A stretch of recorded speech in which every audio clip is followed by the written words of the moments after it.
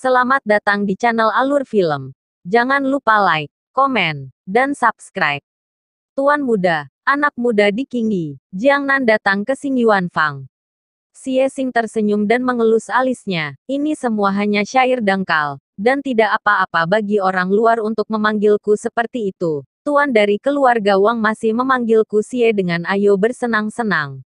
Wang Ruoxu mengulurkan tangannya dan meninju pecahan kaca di atas meja, menyerang Xie Xing. Tetapi Xie Xing tidak berkedip, ekspresinya acuh tak acuh. Dua jari berhenti di depannya, dan menjepit pecahan kaca. Sekretaris Wen ingin ikut campur dalam urusan 4 keluarga besar saya. Wang Ruoxu berkata dengan suara yang dalam. Wen Si menggelengkan kepalanya. Memasuki tenda ini bukan hanya masalah 4 keluarga besar. Xie Xing membungkuk kepada Wang Ruoxu. Xie Xing telah melihat tuan keluarga Wang, dan tuan keluarga saya sakit.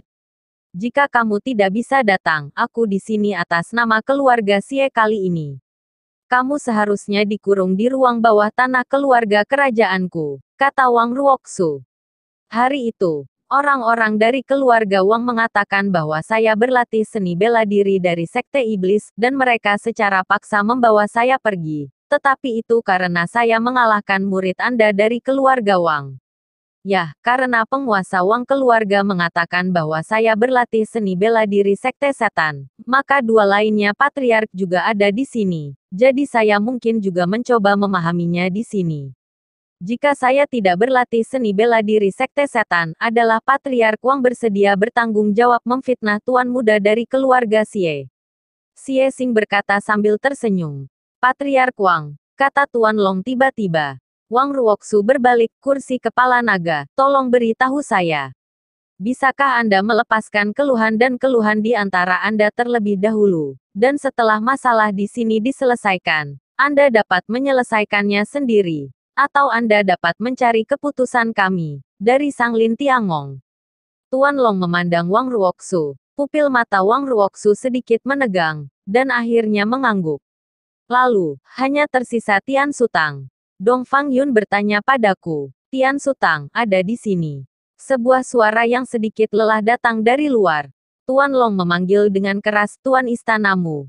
Kepala Balai Tiansu, Musi, mendorong kursi rodanya ke tenda. Wajahnya penuh kelelahan, dan bahunya terkulai. Dia mengangguk pada Tuan Long, kursi kepala naga. Semua patriark, senang bisa bertemu. Xie Xing melihat sekeliling, dan tiba-tiba berkata, mengapa Deis Mansion sendirian tidak memiliki Tian Xiao Yunjing? Tian Sui Villa bermaksud untuk mendukung tuan kedua Tian Xiao Yunjing untuk merebut tahta, tetapi Feng Yuhan merobohkan Yunjing. Meskipun tidak menyebar secara terbuka di sungai dan danau, Xie Xing, sebagai tuan muda dari keluarga Xie, tidak dapat tidak menyadari masalah ini. Penyebutan Tian Xiao Yunjing yang terus-menerus tampaknya dengan sengaja mengejek dua rumah deirs lainnya. Liu Duo tersenyum dingin, kalau begitu, saya khawatir Anda harus bertanya kepada keluarga Xie. Bagaimanapun, putra ketiga Xie memiliki hubungan dekat dengan tuan muda keluarga Feng, dan sekarang dia juga tamu dari Tian Xiao Yunjing. Xie Xing mengangkat alisnya. 3 saudaraku saat ini belajar di akademi. Dan pada prinsipnya, dia mewakili akademi sekarang. Laporkan, sekelompok orang mendekati kita. Di luar tenda, seorang bertopeng murid Qian Jiwan melaporkan.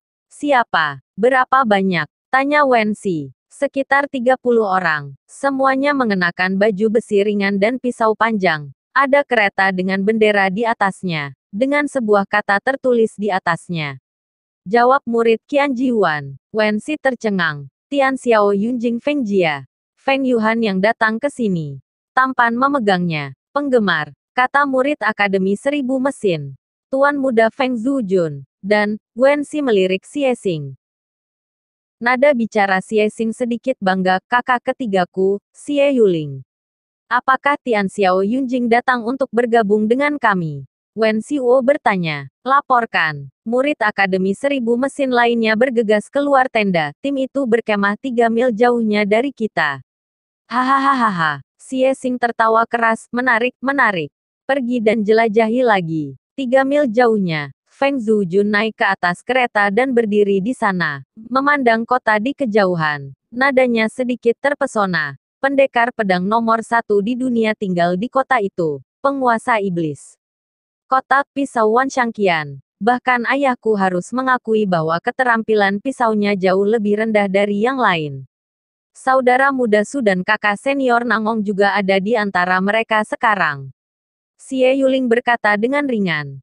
Sekarang 2 faksi utama Deis House ditambah 4 keluarga besar dan kuil Sanglin dapat dianggap sebagai 7 faksi utama yang mengelilingi kota iblis. Tidaklah rumit bagi kita untuk menyelamatkan junior brother Su dan senior sister Nangong, selama saat kami menyoroti pengepungan 7 faksi utama, dan kemudian kalahkan kota iblis, selamatkan kakak perempuan dan yang lainnya, lalu kalahkan 7 faksi utama dan bawa mereka pergi. Feng Zujun menyentuh gagang pisau di tangannya. Pinggang, itu saja. Ini benar-benar tidak terlalu rumit. Hanya saja kita berdua kekurangan untuk menjadi nomor 1 di dunia, dan kita mungkin bisa melakukannya. Xie Yuling mencibir. Kenapa kamu belajar bercanda? Tapi hanya ada 1 orang yang nomor 1 di dunia. Jadi katakanlah, aku nomor 1 di dunia. Dan kamu nomor 2 di dunia, oke? Feng Zujun diminta. Mengapa kamu menganggapnya serius? Xie Yuling sedikit tidak berdaya. Ini selalu menjadi arahan saya. Feng Zujun mengangkat bahu. Saya ingin menjadi orang nomor 1 di sekolah. Dan tentu saja saya ingin menjadi orang nomor 1 di dunia. Tidakkah kamu mau? Saudara perempuan dari keluarga Wang. Kembalilah. Pikirkanlah, kamu bukan yang terkuat, maka saudara perempuanmu mungkin masih dibawa pergi. Diam. Xie Yuling memarahi. Setiap kali dia menyebut saudara perempuannya, wajah Xie Yuling akan menjadi suram secara tidak normal. Feng Zujun cemberut dan berkata setelah terdiam beberapa saat, jadi apa yang harus kita lakukan selanjutnya? Xie Yuling sedikit mengernyit, satu-satunya kesempatan kita adalah memanfaatkan situasi ketika 7 faksi utama bertarung dengan kota iblis. Petik 2. Aku tidak suka mengambil keuntungan darinya. Jawab Feng Zujun. 7 faksi utama ada di sana. Silakan pergi dan bunuh mereka tanpa meninggalkan sepotong baju besi. Xie Yuling melambai ke depan.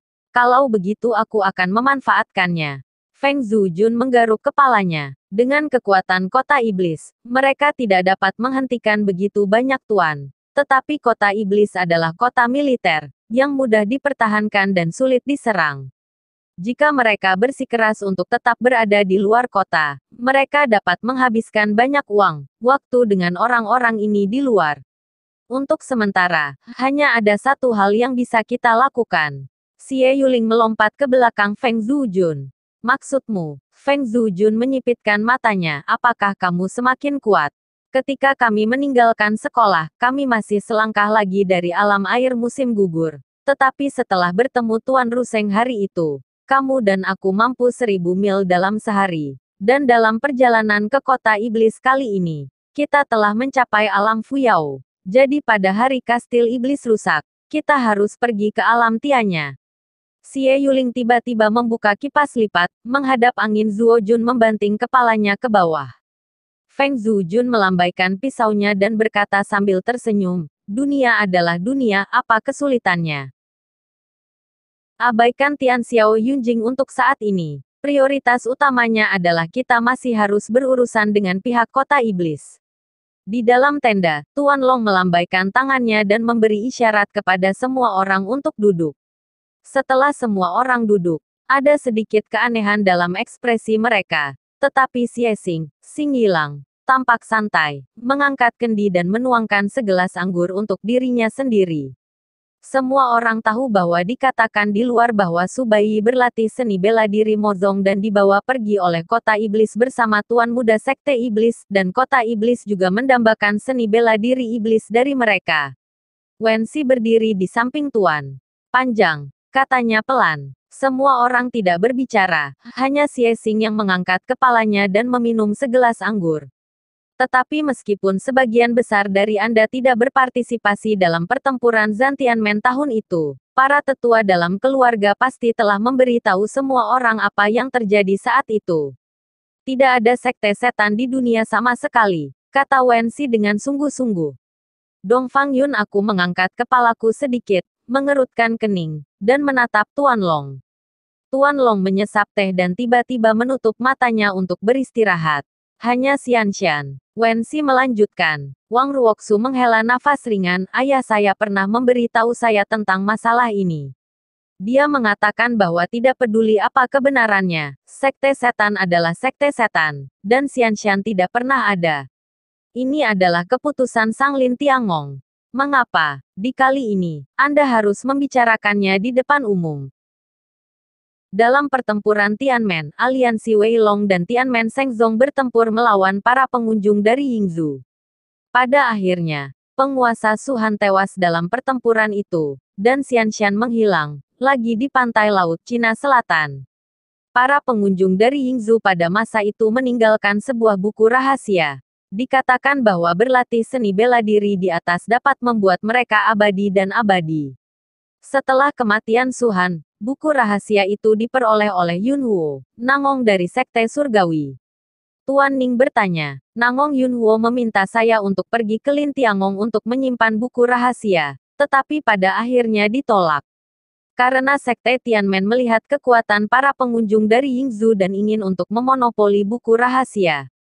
Wensi berhenti dan melanjutkan. Pada akhirnya, Sekte Tianmen setelah kehancuran, buku rahasia itu dikembalikan ke Sang Lin Tiangong.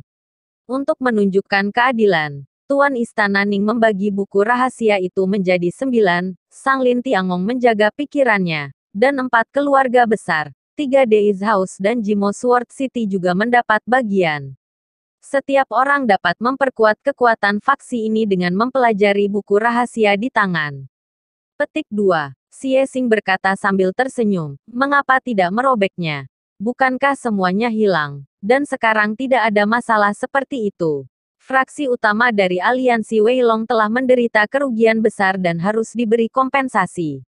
Wensi berkata dengan ringan, tidak pernah ada yang baik atau buruk dalam seni bela diri, itu hanya tergantung pada karakter praktisi. Tapi seni bela diri, dalam buku rahasia, setelah berlatih, itu hampir membuatku menjadi orang lumpuh. Xie Xing melirik Musi, kepala Balai Tiansu dengan kursi roda, aku hampir difitnah bahwa aku berlatih seni bela diri dari Sekte Iblis. Di faktanya, Zong tidak ada sama sekali. Wajah Wang Ruoxu pucat pasi, dan dia memukul meja dengan tinjunya. Seperti yang saya katakan, di dalam tenda, tidak ada urusan pribadi dari 4 keluarga besar. Tuan Long masih memejamkan mata. Wensi terbatuk ringan dan melanjutkan. Pemilik gedung Wuyu. Terima kasih Kan Hua, kami awalnya mengira dia telah mati dalam pertempuran Zantianmen, tetapi ketika kami kembali ke kuil Sanglin, dia tiba-tiba muncul lagi dan mencuri buku rahasia dari gulungan Dharma Hati yang ditempatkan di Sanglin Tiangong. Sekarang Xie Kanhua telah dibawa kembali ke Sanglin Tiangong dan ditahan di penjara terpencil, sedangkan gulungan Dharma Hati ada di Subai. Jadi, Dongfang Yun tersenyum dan berkata, apa hubungannya ini dengan kita? Xie Xing juga menundukkan kepalanya dan tersenyum. Lu Tianxing, kepala keluarga Lu, menyentuh palu di pinggangnya, dan berkata, ayahku akan memberimu resep rahasia untuk hal sampah itu. Setelah saya tidak membalik halaman dan tidak bisa membacanya. Jika kamu belum membaca satu halaman pun, bagaimana kamu bisa tahu bahwa kamu tidak bisa membacanya? Xie Xing bertanya. Lu Tianxing sedikit tersipu dan melambaikan tangannya. Singkatnya, saya tidak mengerti. Wang Ruoxu menyesap anggur dan berkata perlahan, saya telah membaca buku rahasia berkali-kali. Jika tidak ada metode mental, itu benar, hanya sesuatu yang menyakiti orang. Saat itu ketika Palace Master Ning membagi buku rahasia menjadi 9, apakah itu benar-benar untuk mengimbangi kita? Apakah tidak ada ide lain? Petik 2. Kitab Dewa adalah pertama kalinya kita melihatnya, dan kita tidak memiliki pemahaman yang mendalam tentang itu. Jawab Wensi. Kalimat yang begitu sederhana. Musi menepuk kakinya. Tapi aku tidak tahu apakah kalimat sesederhana itu bisa membuatku berdiri lagi. Bukannya kamu tidak bisa melakukannya jika kamu ingin berdiri lagi. Tuan Long membuka matanya. Jika Anda membaca paruh pertama buku, apakah Anda memiliki kepercayaan diri untuk berdiri lagi? Energi senja di tubuh Musi langsung menjadi lebih suram. Dia mengangkat kepalanya dan berkata, apakah kamu bersedia menunjukkannya kepadaku? Jika kamu akhirnya bisa menangkap Subai dan mendapatkan kembali bagian pertama dari buku contekannya, maka seseorang dariku, Long, bisa memberimu janji. Semua orang bisa membaca cheat-nya, buku, dan setiap orang memiliki waktu setidaknya 3 hari. Dan pemain pertama dapat menonton selama 10 hari, kata Tuan Long dengan sungguh-sungguh. Ekspresi orang lain sedikit berubah, dan Musi gemetar karena kegembiraan. Hanya Dong Fang Yun, aku, yang masih tersenyum tipis. Apa yang ditertawakan oleh saudara Dong Fang? Tuan Long bertanya. Dong Fang Yun, saya meletakkan gelas anggur di tangan saya. Dengan segala hormat, kursi pertama King Mingyuan tidak dapat membuat janji ini. Apa katamu? Tuan Long mengangkat kepalanya sedikit. Sebagian besar dari kita adalah patriark dari setiap keluarga. Suhan yang duduk bersama para patriark di aliansi Weilong. Saya menghormati kursi kepala naga. Tetapi kursi kepala naga, Anda benar-benar tidak dapat membuat janji ini. Maaf, Dong Fang Cloud, aku menggelengkan kepalaku. Menarik, Tuan Long mencibir, dan semua orang yang hadir segera merasakan aura pembunuh yang tajam tiba-tiba keluar dari belakang Wang Ruoxu sedikit mengernyit, saudara Dong Fang. Dia sedikit bingung, sangat agresif. Kalau begitu tambahkan aku, apakah cukup untuk janji ini? Seorang pria muda berpakaian masuk ke tenda. Bagi semua orang, ini adalah wajah muda dan asing, hanya Teng Yun yang dilukis di tubuhnya. Bangau memberitahu penulis identitasnya. Bai He, pemilik lantai 2 gedung impian mabuk Fuseng. Dong Fang Yun berkata dengan acuh tak acuh. Bai He mengangguk, saya telah melihat pemilik Dong Fang. Mungkinkah pemilik kedua lebih memenuhi syarat untuk membuat janji ini daripada pemilik pertama? Lu Tianxing bertanya. Semua orang terdiam, karena dia memang lebih mumpuni. Pertanyaan Lu Tianxing ini adalah pertanyaan yang sangat bodoh. Bai He tidak terlalu terkenal di sungai dan danau, dan lantai 2 lantai 3 Sanglin Tiangong secara alami tidak lebih mulia dari lantai pertama halaman keempat. Tapi orang yang diwakili oleh Bai He adalah Bai Jile. Bai Jile, tangan Tiangong, sekarang adalah penguasa sejati Sanglin Tiangong. Wajah Tuan Long pucat, dan dia mengangkat kepalanya dan menyesap anggur. Dong Fang Yun, aku menatap Bai He, dan Bai He tersenyum dan menatap Dong Fang Yun padaku. Setelah beberapa saat, Dong Fang Yun mengangguk, oke, aku percaya janjimu. Terima kasih sudah dengerin alur film sampai akhir. Lanjut ke episode selanjutnya ya.